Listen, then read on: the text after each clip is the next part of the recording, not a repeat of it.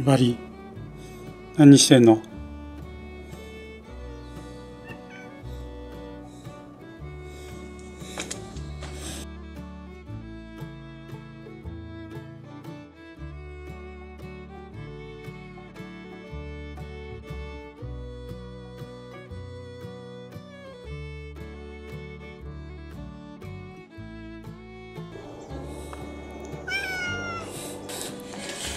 うなぎは美味しかったやろ？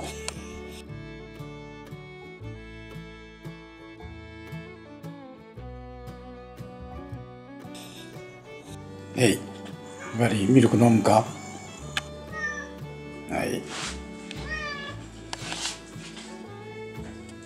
ひばりのミルク、おっちゃんのココア。どうだ、特製ココアだぞ。あ、違った。特製ココア。特製ホットミルク。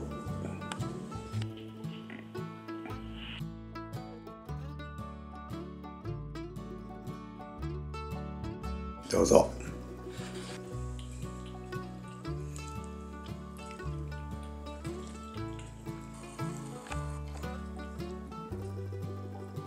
ここんとこ態度いいからな。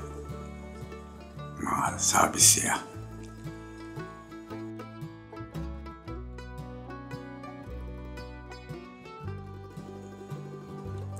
もっとってか？もうちょっといいことしたとだな。